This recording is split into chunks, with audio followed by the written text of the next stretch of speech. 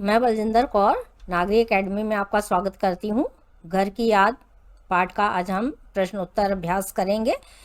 पुस्तिका है आपकी आरोह और कक्षा 11 का ये पाठ है। तो इस प्रकार से उसके प्रश्न उत्तर हैं। प्रश्न नंबर 1 है, देखिए, पानी के रात भर गिरने और प्राण मन के गिरने में परस्पर क्या संबंध है।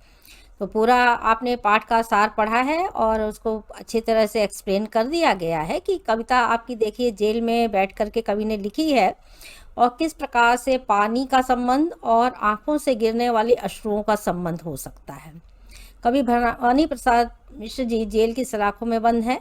सावन का महीना है, आप देख रहे हैं, वर्षा हो रही है और उन्हें घर के एक एक सदस्य की याद आने लगती है और वे क्या है, अत्यंत ही दुखित होते हैं। एक तरफ बादलों से देखिए जल बरसता हुआ दिखाई देता है, तो दूसरी तरफ कवि का हृदय अपने परिवार के लोगों के लिए क्या है, बेचैन है, तड़प रहा है और उसकी आंखें नम हो रही हैं और अत्यंत ही दुखित हो रहे हैं।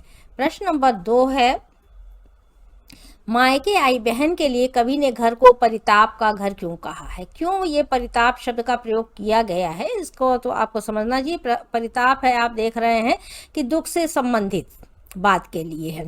तो शब्द को आप जितने अच्छे तरीके से अर्थ को समझ लेते हैं तो आंसर लिखने आपके लिए बहुत ही आसान हो जाते हैं। तो बहन अगर मायके आई होगी तो निश्चित रूप से भाई के न रहने पर उसको किस प्रकार से पीड़ा होगी, दुखित होगी, तो उसी का वर्णन है कि घर का एक सदस्य जेल की सलाखों में बंद है और यंत्रणा झेल रहा है। तो परिवार के सभी सदस्य दुखित हो जाते हैं। यहाँ का वातावरण दुख और करुणा से परिपूर्ण दिखाई देता है।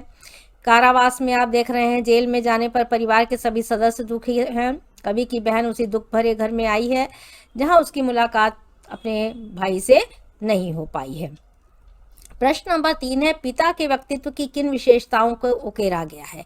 तो पाठ में बहुत सारी पंक्तियां कवि अपने पिता से बहुत प्रभावित है और उनका जो व्यक्तित्व है उसकी कुछ विशेषताएं ऐसी हैं कि वो कितने मजबूत हैं, इसको दर्शाने का कवि ने प्रयास किया है।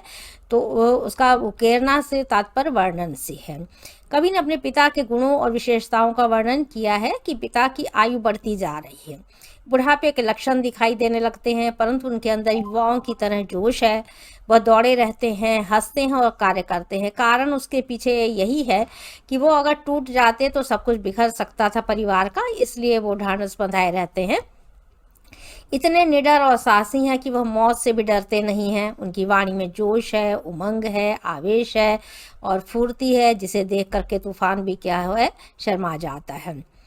प्रश्न नंबर 4 है, निम्नलिखित पंक्तियों में बस शब्द के प्रयोग की विशेषता बताइए। तो बस शब्द का प्रयोग देखिए किया गया है, कविता में बल देने के लिए इस तरह के प्रयोग किए जाते हैं। मैं मज़े में हूँ सही है, घर नहीं हूँ, बस यही है, किंतु यह बस बड़ा बस है, इसी बस से सब विरस है। तो ये बस बस करके कई शब्द आए हैं। आप जब देखते हैं कि बस ऐसा हो गया, आप कई इस शब्द का प्रयोग बहुतायत करते हैं। पहले बस शब्द का प्रयोग देखिए कवि ने स्वयं को घर पे न रहने के लिए किया कि बस मैं घर में नहीं हूँ, यही समझ लीजिए। दूसरे बस का प्रयोग अपनी विवशता को प्रकट करने के लिए किया है कि विवश है, वहाँ पर हैं। और यहाँ पर आप देख रहे हैं कि इसी बस शब्द के जो है अलंकारों के रूप में प्रयोग किए गए हैं किस प्रकार से। तो बार बार प्रयोग करने पर एक ही शब्द का आप देख रहे हैं किस तरह से प्रयोग किया गया है। तो यम अश्लेष की जो है छटा भी दिखाई देती है।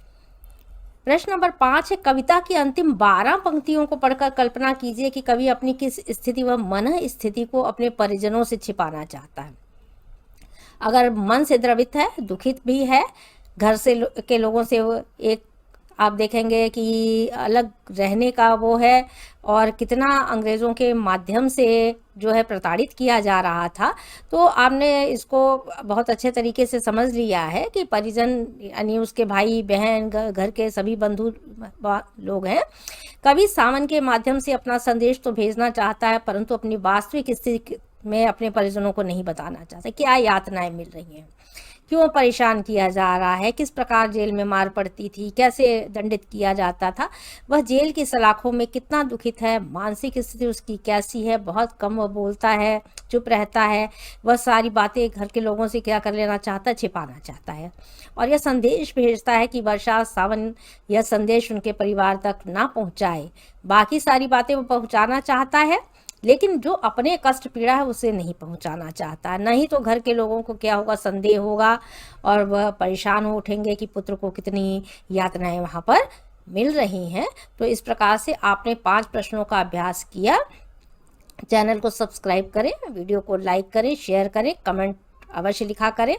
कमेंट लिखने से ये पता चलता है कि आपको कौन सी बातें समझ में आई, नहीं आई, वीडियो को किस प्रकार से और आगे अच्छे तरीके से और क्या समझाया जा सकता है। धन्यवाद।